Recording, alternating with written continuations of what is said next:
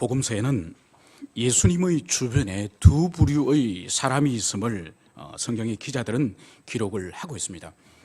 그것은 바로 예수님 가장 가까이에는 제자들이라고 하는 무리들이 있습니다. 제자들, 그리고 주님의 주변에 또 수많은 군중들이 있습니다. 그래서 성경은 군중들, 무리들 이렇게 표현을 하는 거죠. 제자들은 우리가 알다시피 그들은 주님을 인격적이고 개인적으로 친히 만나서 그분을 참으로 신앙하는 그런 소수의 무리들이 성경에서 제자들로 표현되는 그런 사람들입니다.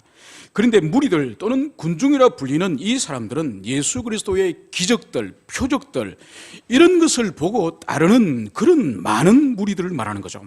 그러니까 이런 사람들에게는 그리스도에 대한 개인적이고 인격적인 그런 믿음에는 아직 미치지 못하는 그런 사람들을 볼 수가 있습니다. 그래서 이 군중에 해당되는 것을 이 헬라어로 이 오크로스라고 부르는데, 오크로스적인 이 믿음이 신약 성경 복음서 안에는 많은 사람들이 오히려 이 오크로스적인 군중적인 믿음을 가지고 있는 것을 볼 수가 있습니다.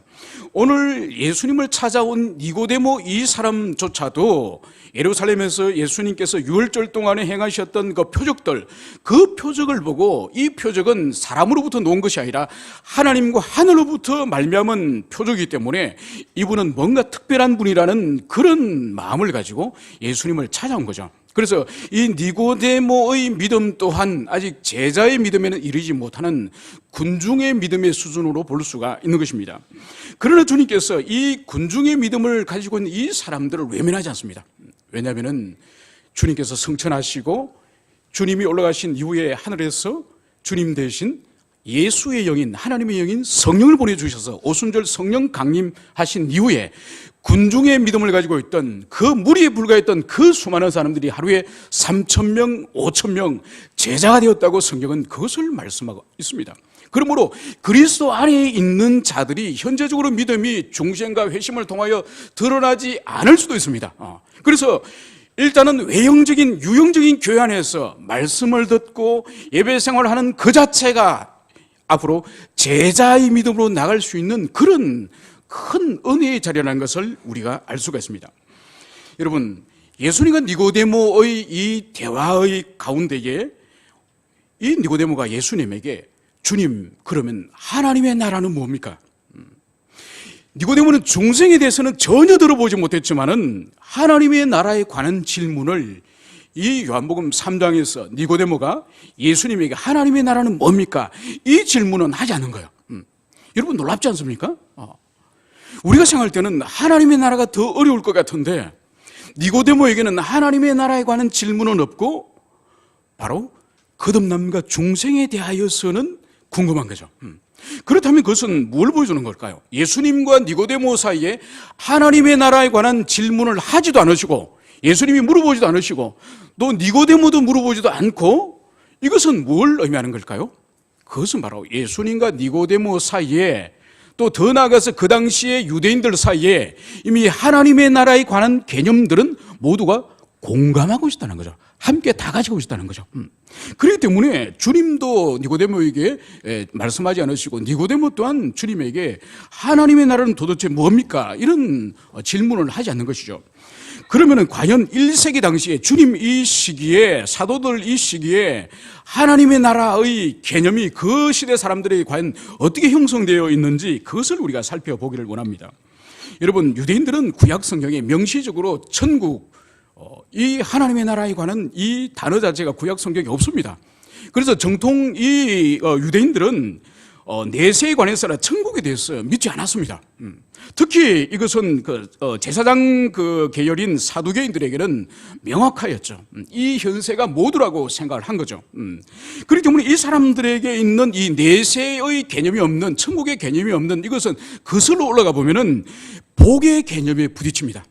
바로 뭔 거니까 우리는 이 지상에, 오늘날 그리스도인들은 이 지상에 살아가는 이 삶이 물론 그리스도 안에서 복이지만은 우리의 영원한 복은 바로 이 세계가 아닌 다음 세계의 완전한, 주님과 우리 사이에 어떠한 장애물도 더 이상 없는, 죄와 허물이 없는 완전한 평강을 누리는 천국이 우리의 완전한 복락으로 생각하지만은 유대인들에게 있어서는 바로 신명기 28장, 우리가 알고 있는 신명기 28장, 그러니까 언약의 백성들에게 모세에게 주셨던 그 위대한 그 말씀, 그러니까 순복하여서 이 땅에서 순종할 경우에 주님께서 집안에 있을 때나 나갈 때나 들에서나 외양간에서나 모든 삶의 영역에서 이 지상에서 복을 주시겠다는 그 신명기 28장의 개념, 이것이 언약의 백성들이 누릴 수 있는 최고의 지복으로 유대인들은 생각을 했던 것입니다. 그렇기 때문에 그들은 성령의 역사나 천국이나 내세에 대한 그런 개념은 형성되지 않은 거예요.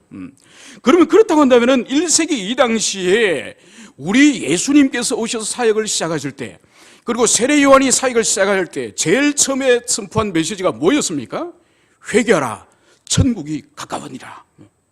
회개하라, 천국이 가까우니라는 거예요. 그럼 도대체 이 사람들 머릿속에, 1세기 이 사람들 머릿속에 천국이 다가오고 있고 천국이 너희들 가운데 있다고 말씀하시는 그 의미를 이 사람들은 도대체 어떻게 해석을 했을까요?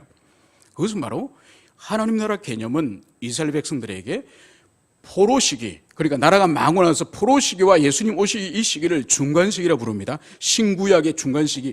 이 중간 시기에 하나님 나라 개념이 이들에게 형성이 된 거예요.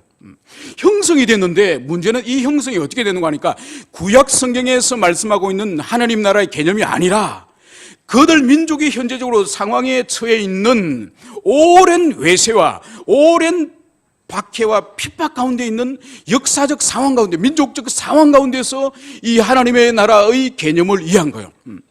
우리가 알다시피 아수르의 지배를 받습니다. 바벨론의 지배를 받습니다. 그리고 페르시아의 지배를 받습니다. 그리스의 지배를 받습니다. 그리고 마지막 로마의 지배를 받습니다. 5개의 거대한 세계 제국에 약 600년에 이르는 긴 세월 동안 압제를 받는 거예요. 여러분, 우리 민족도 40년간 노예적인 삶을 일본의 군국주의 아래에서 살지 않았습니까? 그러면서 우리 민족 가운데서도 눌림 가운데서도 해방에 대한 열망이 일어나는 것처럼 이스라엘 민족은 600년의 외세의 지배를 받습니다. 그러면서 사멸하지 않는 거죠. 그러면서 그들 10년 가운데 일어나는 것이 바로 뭔가 하니까 메시아의 간절한 소망, 메시아가 오셔서 바로 이 강력한 이 외세의 이 압제로부터 우리를 벗어나게 하고, 그래서 참다운 해방의 그런 날을 가져다 주는 이 개념으로 메시아의 날, 바로 천국을 그들은 꿈꿨던 거죠. 그래서 이들에게는 역사적인 그리고 민족적인 그 상황에 의해서 바로 천국과 하나님의 나라를 해석을 한 거죠. 그래서 1세기 당시 우리 예수님께서 마지막 예루살렘으로 나귀를 타고 들어오실 때에 바로 그때 유대인들이 예수님을 향해서 어떤 환호와 어떤 찬양을 돌리죠? 호산나 다윗의 자손이요, 호산나 다윗의 자손이요. 이 의미가 뭔가요? 다윗의 자손이요 우리를 구원해 주소서, 다윗의 자손이요 우리를 로마로부터 구원해 주소서. 그러니까 철저히 이들이 가지고 있는 이 천국 하나님의 나라의 개념은 바로 긴 세월 동안의 민족의 압제 가운데서 해방되어져서 다시 솔로몬과 다윗의 강력한 국가를 회복하는 그 바로 영광. 그래서 수많은 민족들이 예물을 가지고 예루살렘으로 찾아와서 성전에서 하나님을 경배하는 그것이 바로 이 세상에 천국이 임하는 거라고 그들은 그렇게 생각한 거죠. 그래서 예수님을 정치적인 해방의 메시아로 그렇게 이해를 하고 바로 다윗의 왕국을 회복하는 그것이 하나님의 나라가 이 땅에 임하는 거라고 그들은 그렇게 생각을 한 거죠.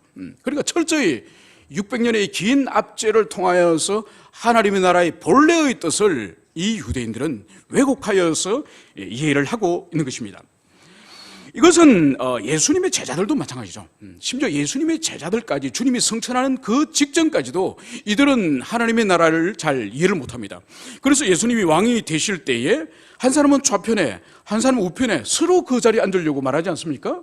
그리고 주님이 성천하는 그 시점까지도 이스라엘을 회복할 때가 지금이니까 이 말씀을 제자들에게 예수님께 하는 것이죠.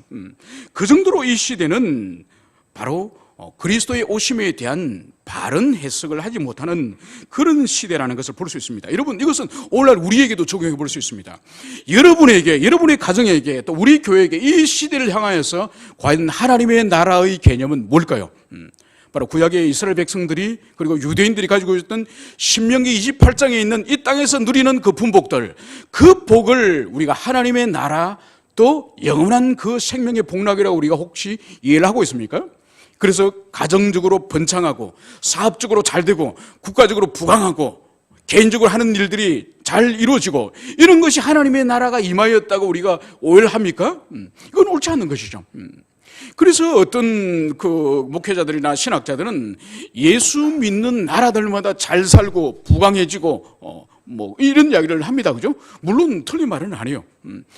확률적으로 훨씬 통계적으로 예수 믿지 않는 이슬람 국가라든지 불교 국가에 비해서 훨씬 기독교 신앙을 가지고 있는 나라들이 더 합리적이고 더 치밀하게 국가와 제도를 인권을 존중하면서 합리적으로 국가를 운영하는 건 맞습니다. 그래서 경제적으로나 문화적으로 훨씬 윤택한 삶을 사는 게 맞아요.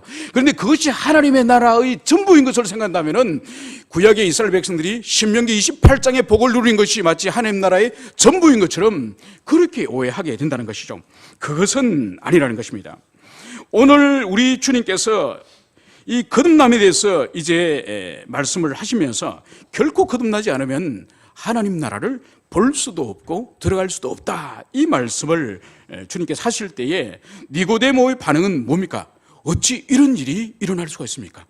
그러니까 니고데모가 지금 받은 그 충격은 얼마나 큰지, 그러니까 평생을 율법의 학자로서 또 이스라엘 백성들 가운데서 최고의 랍비로서 또 사내들의 공의의 의원으로서 사회적인 지위와 신분과 명예와 지식을 모두 다 갖춘 그런 탁월한 그런 학자의 이 뿌리를, 근간을 주님은 흔들고 있는 거예요. 그래서 어찌 이러한 일이 일어날 수 있습니까? 이렇게 주님께 질문을 하는 것을 볼 수가 있습니다. 그러면 이 니고데모의 질문에 대해서 우리 주님의 오늘 책망하는 말씀을 성경은 기록을 하고 있습니다. 너는 이스라엘의 선생으로서, 선생된 자로서 어찌 이것을 모르느냐, 이렇게 주님은 니고데모를 향해서 책망을 하는 거죠. 저는 예전에 이 부분 말씀을 읽고 묵상을 하다가 매우 속이 좀 불편하고 어색한 경험을 하였습니다. 여러분께서도 그런 경험을 하셨는지. 왜냐하면 주님은 지금 30대 초반이에요, 그죠? 30대 초반의 젊은이에요. 오늘 니고데모는 이 사내들인 공의의 의원이고 또 자신 스스로 늙었는데 다시 어떻게 어머니 모태로 들어가겠습니까? 이것을 추론해 볼 때에 나이가 상당한 그런 연령에 있는 사람이 분명합니다. 그런데 주님께서는 이 니고데모를 향해서 매우 학생을 선생님이 책망하듯이 너는 선생된 자가 그것도 모르느냐, 이런 혼을 내는 이 장면을 보면서 주님이 좀 무례하신가, 좀 예의를 안 갖추시나, 뭐 이렇게 한때는 오해를 한 경우도 있었습니다. 여러분, 이것은 뭘까요? 여기서 우리가 발견할 수 있는 것은 그리스도의 신성을 발견하는 거죠. 예수님은 자기를 향해서 이후의 복음서 가운데 이런 말씀을 하십니다. 제사장들과 유대 교권주의자들이 예수님을 잡으려고 그렇게 그 책을 잡으려고 할 때 예수님께서는 나는 아브람보다 먼저셨느니라. 아브람보다, 지금부터 그러니까 아브람의 시대가 이 예수님 시대로부터 약 2000년 전이에요.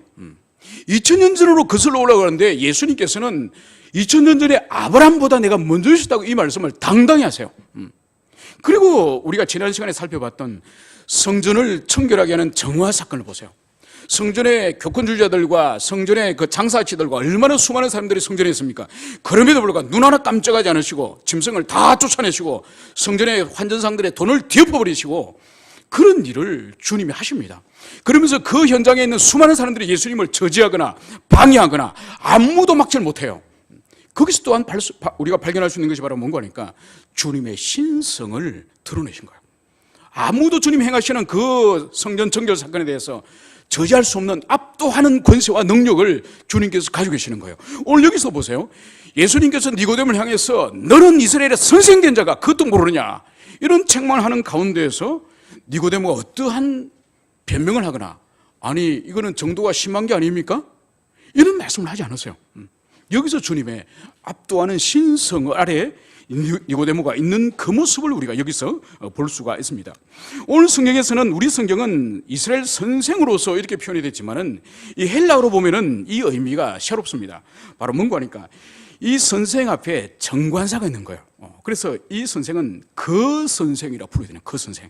이것이 바로 뭔가 하니까 디다스칼로스라고 하는 이 그 선생의 이 의미는 바로 뭔가 하니까 사내들인 공회원 70명 가운데서도 여기서 불려지는 그 선생이라고 불리는 이 호칭은 특별한 직분을 가지고 있는 사람들입니다. 바로 뭔가 하니까 그 시대, 각 시대의 거짓 선지자들이 일어났을 경우에 바로 이 거선생이라 불리는 호디다스칼로스라고 하는 이 직분에 있는 사람들이 그 사람의 가르침이나 교리를 판단하여서 거짓 선지자로 분류하는 율법 학자 중에서 최고의 학자가 바로 이 호디다스칼로스라고 하는 이 직분에 있는 사람들이에요. 그러니까 이 니고데모는 70인의 공의의 어연 가운데서도 최고의 그런 학식과 최고의 그런 분별의 능력을 가지고 있는 그런 학자라는 그것을 보여주고 있는 것이죠. 그런데 오늘 그럼에도 불구하고 율법에 이렇게 정통하고 이렇게 박식하고 이렇게 탁월한 지위를 가지고 있음에도 불구하고 성경이 보여주는 것은 바로 뭔가 하니까 본질적인 영적 세계에 있어서는 쌓아 올린 학문으로, 연구한 학문으로, 율법으로 그 영적 본질적인 세계 속으로 들어갈 수 없다는 거예요. 그것은 오직 하늘로부터 거듭나지 않고는 그 영적 세계 속으로 들어갈 수 없다는 그것을 여기서 보여주는 거죠. 그래서 이 시대의 형국은 이 유대교 지도자들은 다른 맹인을 이끄는 그런 시대였다는 그것을 여기서 볼 수가 있습니다. 이제 주님께서는 이제 12절에서 이렇게 말씀을 하고 있습니다. 내가 땅의 일을 말하여도 너희가 믿지 아니하거든 하물며 하늘의 일을 말하면 어떻게 믿겠느냐.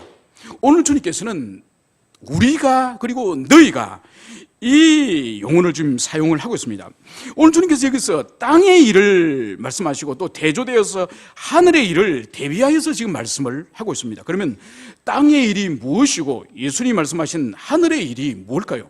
그것을 함께 살펴보기를 원합니다. 혹자는 이 땅의 일이 이 땅에 있는 자연의 현상이라고 그렇게 해석을 합니다. 그래서 실제로 주님께서 이 중생의 비밀을 말씀하실 때에 바람의 비유를 주님께서 말씀하지 않았었습니까? 그래서 이 땅의 일이라는 것은 이 땅에 있는 자연의 현상을 통한 예수님의 바람의 비유, 이것을 땅의 비유로 그렇게 이해를 한다는 거죠. 그러나 더 엄밀히 말해서 이 땅의 일이라고 하는 것은 여기서 하나님의 나라와 그리고 거듭남에 대비하여서 이것을 해석하는 것이 더 바람직하다고 할 수 있습니다. 그렇다고 한다면 이 땅의 일이라는 것은 바로 뭔가 하니까 천국, 즉 하나님의 나라에 참여하고 이루기 위해서는 반드시 이 땅에서 먼저 이루어져야 될 일이 있으니 바로 거듭남이죠. 중생이죠. 그래서 이 땅의 일이라는 것은 중생에 관한 부분을 말씀한다고 볼 수 있는 거죠. 그래서 예수님께서 너희들이 땅의 일도 모른다고 하는 이 말씀은 바로 뭔가 하니까 너희들이 중생과 거듭남에 대해서도 모르고 있다, 이 말씀을 여기서 말씀을 하는 거죠. 그러면 더 나아가서 하늘의 일이란 무슨 의미일까요? 바로 그것은 바로 이 하늘의 일은 이 지상의 사람들이 도무지 알 수 없는 하늘의 천상의 삼위 하나님 간에 알 수 있는 그런 천상의 영원한 작전과 계획들을 말하는 거죠. 예컨대 하나님께서 성자 그리스도 예수를 이 땅에 보내셔서 이제 그 속죄 사역을 이루실 그 하나님의 작정, 그리고 또 나아가서 영원하신 하나님이 어떻게 사람의 몸을 입고 이 땅에 오실 성육신의 그 사건, 그리고 한 사람 한 사람의 구원이 적용되어져서 구원이 완성되어지는 성령의 사역, 이런 것들은 절대로 알 수 없는 비밀이죠. 이것은 하나님, 삼위 하나님만이 가지고 있는 그 비밀이고, 이 비밀을 알 수 있는 유일한 방식은 먼저 거듭나고, 그리고 믿음으로 그리스도 예수를 믿은 그 사람이, 거듭난 자 그 사람이 바로 하나님의 특별한 계시인 성경 가운데 이 구속의 은혜와 성육신의 비밀과 그리고 성령의 그 속죄 사역의 적용의 문제, 이런 것들이 모두 특별 계신 성경을 통하여서 우리가 그것을 수납할 수 있는 거죠. 이것이 바로 하늘나라의 하늘의 일인 것이죠. 여러분, 이것은 니고데모 같이 아무리 율법을 많이 연구하고 아무리 종교적인 지위가 있고 아무리 높은 학식을 가지고 있더라도 절대로 이 자연이성으로서는 절대로 이것을 깨달을 수도 없고 이해할 수도 없는 것입니다. 이것은 오늘날도 마찬가지죠, 그죠? 오늘날도 마찬가지입니다. 아무리 어린 시절부터 하나님의 교회에서 자라더라도, 아무리 교회에서 열심히 공부를 하여서 성경적 교리적 지식이 많더라도, 그리고 교회 안에서 직분을 가지고 있는 사람을 할지라도 거듭나지 않고는 절대로 자연 이성으로서는 이 천상의 비밀인 하나님의 이 구속의 은혜와 성삼위 하나님의 그 영광과 그리고 성자 그리스도의 이 땅에 오심에 대해서는 절대로 거듭난 중생한 이성으로서 믿음을 받아들이지 않고는 절대로 이것을 깨달을 수가 없는 것입니다. 이제 우리 주 예수 그리스도께서는 이제 더 나아가서 이렇게 말씀을 하고 계십니다. 모세가 광야에서 뱀을 든 같이 인자도 들려야 하리니. 이제 주님께서는 더 말씀을 전진시켜서 가지고 모세가 광야에서 뱀을 든 같이 인자도 들려야 하리니, 이 말씀을 여기서 하고 있는 것이죠. 여러분, 인자라는 개념은 우리 성경으로 이제 인자라고 번역됐는데, 이 개념이 사람의 아들이라는 뜻입니다. 사람의 아들. 이 인자란 이 개념은 다니엘서 7장에서 사용됩니다. 그러니까 다니엘서 7장에 다니엘이 꿈을 꿀 때에 환상 가운데에서 하늘로부터 구름을 타고 사람의 모양을 한 사람이 구름을 타고 하늘로부터 내려오는 그 꿈을 다니엘이 꿈을 꿉니다. 거기서로부터 인자의 개념을 예수님이 사용하세요. 그래서 예수님이 사용하는 인자라는 것은 단순히 사람의 아들. 여러분, 남성들이 다 사람의 아들이지 않습니까? 그죠? 우리 남성 집사님들. 우리처럼 사람의 아들, 그런 의미가 아니에요. 예수님이 사용하는 인자라는 개념은 다니엘서 7장에 하늘 구름을 타시고 내려오시는 사람의 모양을 하신 그분, 바로 성자 그리스도 예수. 이 세상에 사람으로 오시기 이전의 성자의 모습을 바로 다니엘서 7장에 있는 그 인자를 가리키는 거예요. 그렇기 때문에 여기서 광야에서 모세가 뱀을 든 것처럼 인자이신 그리스도 예수, 성자이신 예수님도 들려야 하리니, 이 말씀을 예수님이 말씀을 하고 있는 거예요. 여러분, 이 비유 사건에는, 노뱀 사건에는 구원 얻을 만한 믿음, 그러니까 믿음의 본질이 무엇인지를 보여주는 매우 중요한, 믿음의 본질을 보여주는 구약적인 근거를 여기서 볼 수 있는 거죠. 그래서 우리가 민수기 21장에 있는 이 노뱀 사건을 반드시 바르게 이해해야 구원 얻는 믿음이 무엇인지를 우리가 바르게 깨달을 수가 있는 것입니다. 그러면 민수기 21장에 있는 노뱀 사건을 먼저 잠깐 살펴보고 계속적으로 진술을 하도록 그렇게 하겠습니다. 여러분, 민수기 21장은 유명한 이스라엘 백성들의 불순종의 장이고 하나님의 심판의 장인 것입니다. 그것이 바로 뭔가 하니까 이스라엘 백성들이 이제 광야를 행진하다가 바로 에돔과 부딪히게 됩니다. 그 길을 가다가 에돔 민족이 있는 그 길을 통과하게 되는 거예요. 여러분, 에돔이 누군가요? 에돔 민족이 누구죠? 에서의 후손들이 에돔 민족이죠. 그죠? 그러니까 에서는 이스라엘 백성인 이 야곱과 형제의 민족이에요. 형제 민족. 형제의 민족이기 때문에 만약 그 민족의 그 중앙을 통과할 경우에 반드시 전쟁이 일어나는 거죠. 여러분, 성경에서는 에돔 민족을 향하여 길을 비켜달라 그래요. 우리가 통과할 테니 통과하는 동안에 물을 마시면 돈을 내고 또 빵이나 모든 것들을 우리가 값없이 먹지 않고 비용을 주고 우리가 사겠다고 이야기를 해요. 그래도 에돔과 주변의 민족들은 자기 민족을 통과하지 못하도록 하는 것이죠. 여러분, 실제적으로 이거는 쉬운 일이 아니에요. 여러분, 임진왜란 때 동래성에 들어왔던 외구들이 동래성을 지켰던 송상현 동해부사에게 요청한 것이 바로 뭘까요? 우리가 중국 명나라를 치러 지금 가니 조선은 길을 내달라. 그러니까 조선을 치러 왔다는 것이 아니에요. 명나라를 치러 가는데 조선을 통과해야 되니 길을 비켜달라는 거예요. 그것이 가능한 일인가요? 수십만의 군대가 총칼을 가지고 조용히 지나갈 수 있습니까? 반드시 전쟁이 일어난 거죠. 그것처럼 에돔을 이 수백만 되는 이스라엘 백성들이 통과한다면 뭔가 문제가 일어나는 거예요. 그래서 여호와께서 에돔을 지나가지 말고 둘러가라고 말씀하셨어요. 그런데 그 광야길이 힘들었던 모양이죠. 그래서 그 사람들이 하나님을 원망하였죠. 그래서 주님께서 그 징계로서 불뱀을 보내신 거죠. 그래서 이 불뱀에 물려서 수많은 사람들이 죽어가는 거예요. 그래서 그들이 죽어갈 때에 모세를 향해서 탄원을 하는 거죠. 우리를 살려달라고. 그때 하나님께서 모세에게 이 불뱀을 닮은 놋뱀을 쳐서 만들어서, 그래 노쇠로 구리로 뱀의 모양을 만들어서 장대 끝에 그 뱀을 매달아가지고 높이 장대를 들게 하는 거죠. 광야 한가운데서. 그래 광야 한가운데서 놋뱀을 높이 들 때에 모든 광야에서 지금 뱀에 물려서 거품을 물고 죽어가고 있는 그 사람들이 그 놋뱀을 바라보면 반드시 살 거라고 하나님이 말씀을 주시죠. 그래서 그 놋뱀을 바라보는 자는 진짜 살았고 하나님의 말씀을 신뢰하지 않았던 자들은 반드시 죽고 말았던 것이죠. 여러분, 오늘 주님께서 이스라엘 백성들에게 놋뱀을 바라보도록 하신 이 사건이, 이 명령이 힘든 일입니까? 어려운 일입니까? 불가능한 일입니까? 신뢰할 수 없는 일입니까? 아니죠. 주님께서는 이미 이들에게 놋뱀을 바라보라고 주님께서 말씀하시기 전에 그 이전에 주님의 권능과 주님의 성품을 이미 주님은 이집트에서부터 보내주셨어요. 여러분 이집트 열재앙을 기억하시죠? 그죠? 열재앙 가운데 주님께서 이집트를 향해서는 그 하늘에서 불을 내리고 그리고 번개와 그 질병을 내리셨지만은 고센 땅 이스라엘 백성들이 살아가는 그 땅에는 주님이 보호하셨어요.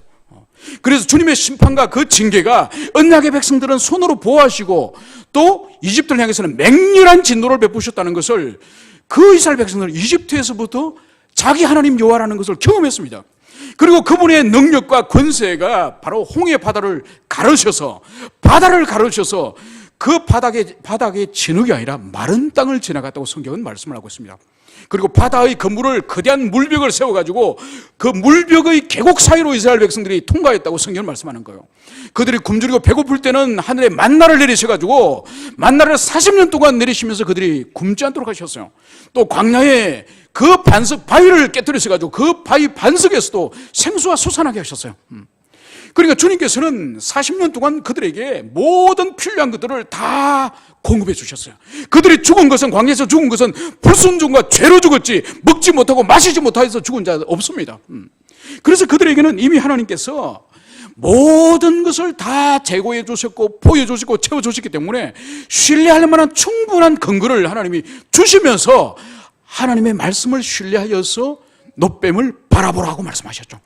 그러니까 전혀 근거가 없는, 전혀 신뢰하고 믿을 만한 그 근거가 없는 것을 가지고 주님이 믿으라는 것이 아니라 모든 것을 다 채워주시고 보여주신 거예요. 그러면서 그것을 바라보는 자는 반드시 살 것이고 바라보지 않는 자는 죽을 것이라고 그렇게 말씀하신 거죠. 바로 이때 뱀에 물려서 죽어가면서 그 놋뱀을 바라보았을 때의 그 사람의 마음이 어떨까요? 믿거나 말거나 속는 셈 치고 한번 바라보자, 이런 마음으로 봤을까요? 아니죠. 병원이 있습니까? 의사가 있습니까? 구급약이 있습니까? 모든 구원의 수단이 없는 상태 가운데서 오직 그 하나님의 말씀만을 믿을 수밖에 없는 그 상황에서 어떤 마음으로 바라보겠습니까? 지금 내 몸에 독이 퍼져서 내가 죽어가고 있는 이 상황과 내 몸에 해독되는 것이 놋뱀을 바라보는 것과 아무런 인과관계가 없습니다. 그럼에도 불구하고 지금까지 우리 민족을 나를 보여주신 이 하나님의 그분의 말씀을 신뢰하여서 내가 바라보리라. 그러면서 그 하나님의 말씀에 대한 절대 의존의 그 마음, 절대 신뢰의 그 마음을 가지고 놋뱀을 바라본 거죠. 그래서 놋뱀을 바라본 자들은 모두 생명을 얻게 된 거죠. 이것이 바로 뭔가 하니까 구원 얻을 만한 자의 구원 얻을 만한 믿음을 말하는 거예요. 그러니까 믿거나 말거나 속는 셈 치고 이건 믿음이 아니에요. 오직 그 놋뱀을 바라보는 그것만이 이 광야에서 내가 살아날 수 있다, 내가 구원받을 수 있다고 하는 예수 그리스도를 한 유일한 구원성을 우리가 인정하듯이 놋뱀에 대한 유일한 구원의 길을 인정하는 그 사람들, 바로 그들에게 여호와께서 구원의 길을 열어주신 거죠. 이것은 오늘날 우리들에게도 동일한 것입니다. 오늘날 우리들에게도 구원 얻을 만한 믿음이 동일한 것이 바로 뭔가 하니까 예수 그리스도께서 구원자로서 그분에게 유일성을 우리가 인정해야 되는 거예요. 여러분, 왜 오늘날 다원주의자들 기독교가 그토록 거부하고 왜 종교 다원주의자를 기독교 신앙에서 받아들일 수 없는 거 하니까 그들은 보세요. 예수님을 믿는 이 믿음은 이 세상의 많은 종류의 믿음 가운데에 하나로 보는 거예요. 알라를 믿을 수도 있고 조상을 믿을 수도 있고 달을 믿을 수도 있고 또 곰신앙이나 다른 토템을 믿을 수도 있고 그 가운데의 예수가 하나에 불과한 거예요. 이건 성경이 가르치는 바 아니에요. 성경이 가르치는 바는 예수 그리스도의 유일성. 그래서 예수님께서 말씀하셨죠. 내가 곧 길이요 진리니 나로 말미암지 않고는 아버지께 이를 자가 없느니라. 그러니까 다른 길을 통해서도 아버지께 갈 수가 있다는 것이 아니라 나로 말미암지 않고는 아버지 올 자가 없다고 말씀하는 거죠. 그래서 여기서 보여주고 있는 바로 모세가 놋뱀을 드는 것처럼 인자이신 그리스도 예수, 이분도 들려야 하리니, 바로 이것은 우리 주님께서도 잠시 후면 로마 병정들이 사형 집행하는 그 십자가에 높이 들리셔서 우리 주님도 대속적인 죽음을 이제는 경험해야 될 것을, 그것을 여기서 말씀을 하고 있는 것입니다. 그리고 두 번째로 인자도 들려야 하는 이 의미는 단순히 십자가에 들린다는 의미와 함께 더 나아가서 주님께서 이 지상의 모든 구속 사역을 완성하시고 이제 천국 보좌로 높이 들려 올려가신다고 하는 천국으로서의 그 올라가는 성귀의 사역까지 여기 아울러 포함을 하고 있는 것입니다. 오늘 주님께서는 이제 더 나아가서 15절과 16절에서 기독교 신앙의 위대한 말씀을 여기서 하고 계시는 것입니다. 우리 15절과 16절을 한 목소리 우리 같이 읽도록 하겠습니다. 시작.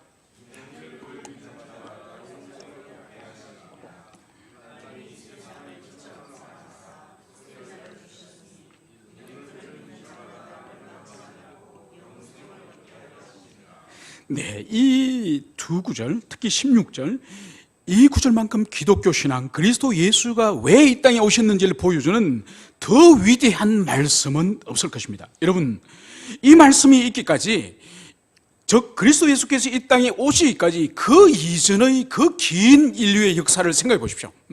주님께서 여섯째 날 모든 만물을 완성하는 그 창조의 그 마지막 피조물로서 사람을 지으셨습니다. 그래서 사람을 지으셔서 이 사람은 다른 모든 피조물과 비교할 수 없는 탁월하고 특별한 그런 피조물이죠. 왜냐하면 하나님을 닮은 하나님의 형상으로 지음받았고, 그래서 이 인간은 하나님과 유일하게 교통할 수 있고 친교할 수 있고 기도할 수 있고 사귈 수 있고 예배드릴 수 있는, 영광 돌릴 수 있는 유일한 피조물이 바로 사람입니다. 그래서 주님께서 이 사람을 통하여서 하나님이 지으신 세계를 맡기신 거죠.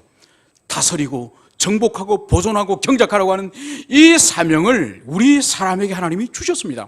그리고 그 인간을 에덴에 이제 이끄셔서 그 에덴을 경작하고 다스리는 그 아름다움을 주님은 지켜보신 거죠.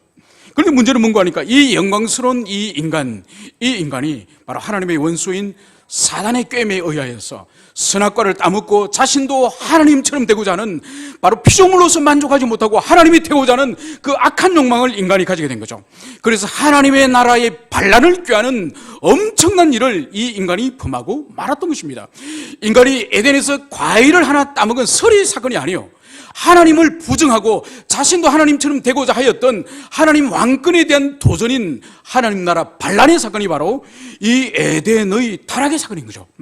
이를 통해서 인간은 낙원을 잃어버리고 에덴을 잃어버리고 하나님과 단절되어서 더 이상 하나님을 알지 못하고 이제 하나님으로부터 영원히 추방된 영원한 사망과 멸망의 상태에 우리 인간은 놓이게 된 거예요. 그것이 아담 이후의 긴 인류의 역사 가운데서 수많은 민족과 수많은 종교와 수많은 문화들이 있지만은 그 문화와 인종들의 본질이 바로 뭔가 하니까 하나님을 떠난 세상 문화예요. 멸망 속을 향해 치달려가는 그런 문화인 거죠.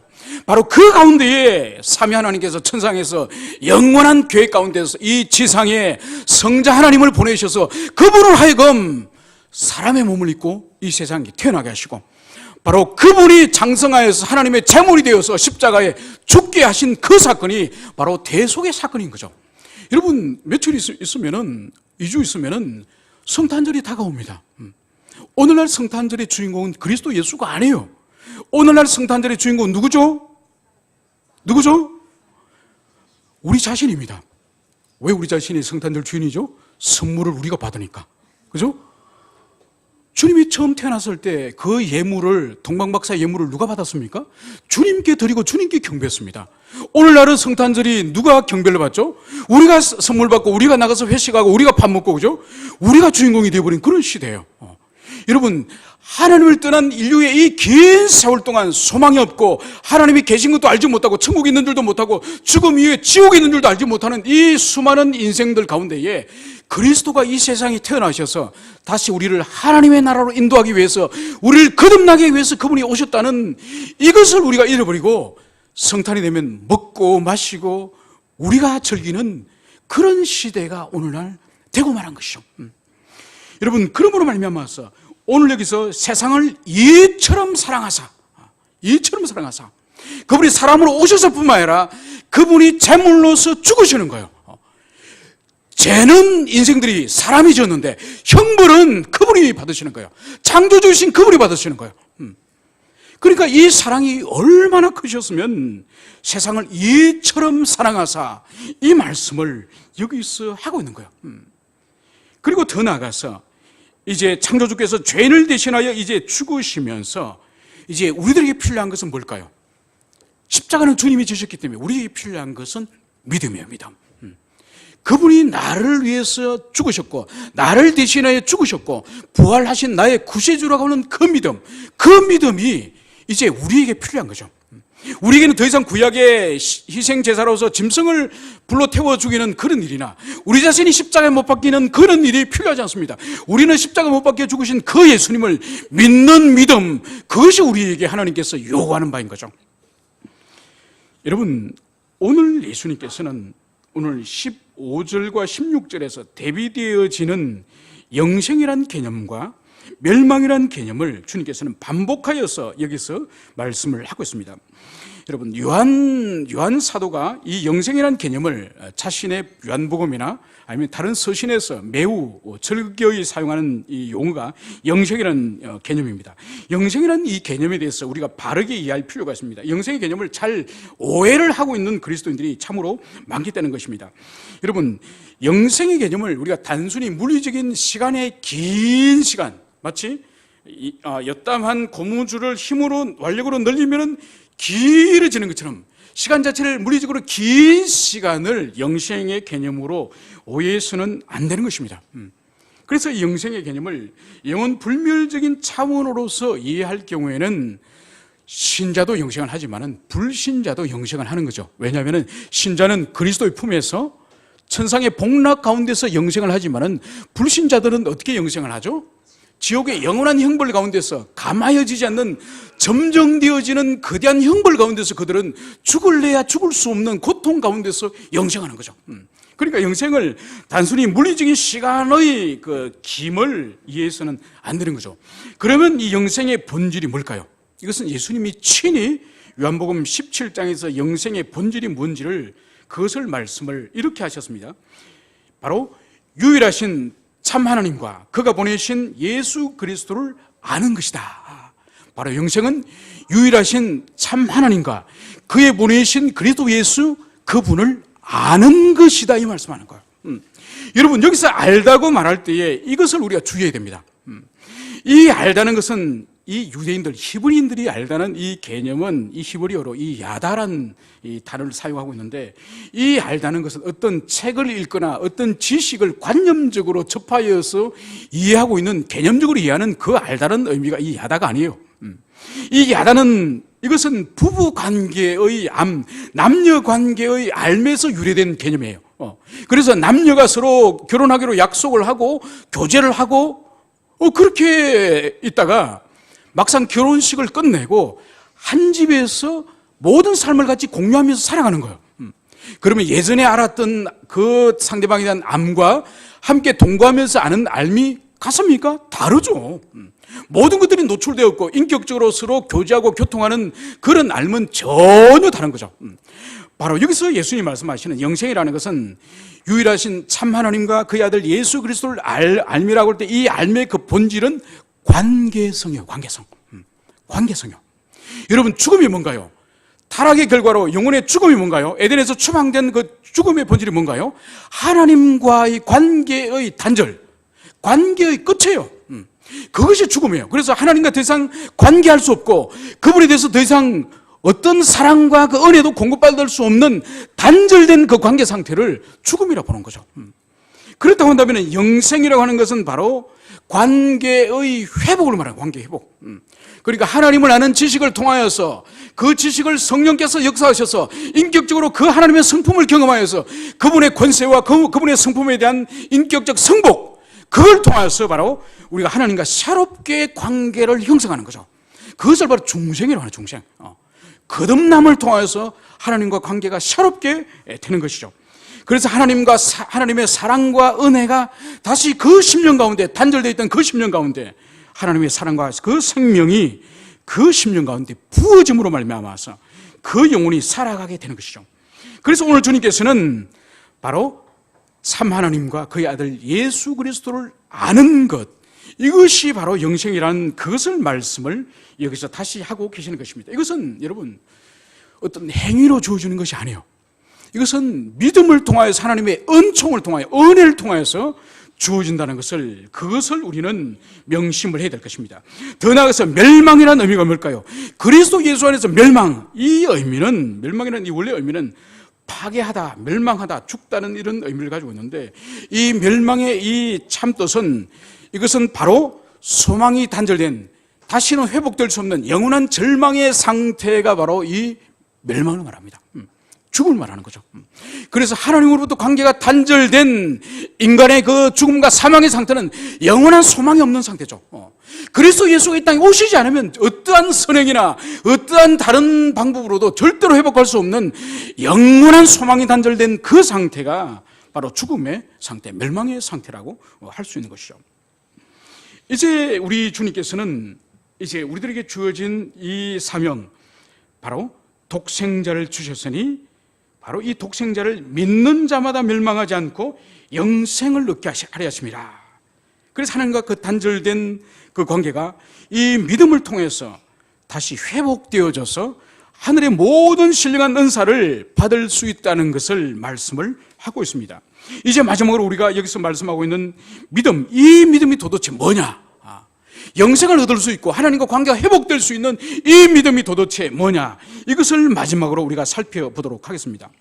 오늘 예수님께서는 이 니고데모를 향해서 오늘 그 시대 사람들이 가지고 있는 구원관을 바로 뒤집어 버립니다. 바로 뭔 거니까 이 시대 사람들은 구원을 얻는 방법을 대표적으로 두 가지를 생각합니다. 첫 번째는 혈통적으로 아브라함의 후손이 된다는 거예요.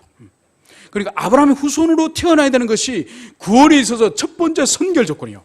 그래서 랍비의 문헌을 보면은 우스갯소리 같은 이런 이야기들이 있지 않습니까? 하나님께서 이스라엘 백성들을 구원하기 위해서 주님께서 이스라엘 백성들을 지으셨고, 그러면은 질문하는 거죠. 이 세상 이방인들은 왜 존재합니까? 여기에 대한 질문에 대한 답변이 뭐죠? 바로 천국과 함께 주님께서 지옥을 만드셨는데 지옥의 영원한 불길을 위해서는 땔감이 필요한데 그 땔감을 위해서 이방인을 만드셨다. 이런 말이 되지 않는 이야기를 유대인들은 하고 있는 것이죠. 그게 아닌 것입니다. 그래서 그 당시에 유대교의 그 구원의 원리는 첫째는 아브라함의 자손으로 태어나야 될 것, 혈통적인 그런 선민의 뿌리를 가져야 될 것을 이야기를 하고 있고, 두 번째는 뭔가 하니까 모세의 율법을 지키는 율법 준수의 삶, 이 두 가지가 그 당시 유대교인들에 있어서 구원 얻는 조건이에요. 혈통을 아브라함 혈통일 것, 그리고 율법을 준수할 것. 바로 여기에 대해서 예수님은 기존의 구원관을 뒤집어 버리는 거죠. 혈통도 아니고 이제는 율법의 준수도 아니고 하나님께서 보내신 독생자이신 예수 그리스도, 그분을 믿는 믿음, 행위가 아닌 그 믿음으로 구원을 받는다는 그것을 오늘 주님께서는 바로 니고데모에게 말씀을 하는 것입니다.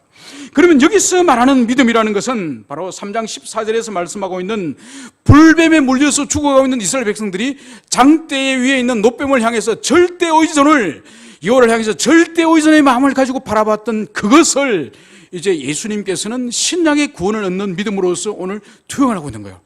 그래서 십자가의 예수 그리스도를 절대 의존의 믿음을 가지고 바라보는 그 마음의 중심, 그 마음을 구원 얻을 만한 믿음이라고 보는 거죠. 그래서 여기서는 철저히 다른 어떤 구원에 대한 전적인 배제, 다른 어떤 종교나 다른 대상이나 다른 사람이나 다른 사상이나 다른 철학이나 모든 다른 길들에 대한 전적인 배제, 오직 그리스도 예수 그분 한 분만을 유일한 구원자로 바라보는 그런 절대 의존의 믿음, 그것을 여기서 말하는 것입니다. 그러면 우리가 또 살펴볼 것은 여기서 믿는 자라고 예수님께서 말씀하실 때에 우리 성경을 볼 때는 이 의미가 마음에 크게 와닿지 않습니다.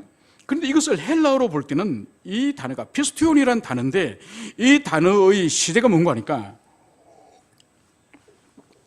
이 시제가 헬라어로 현재 시제입니다.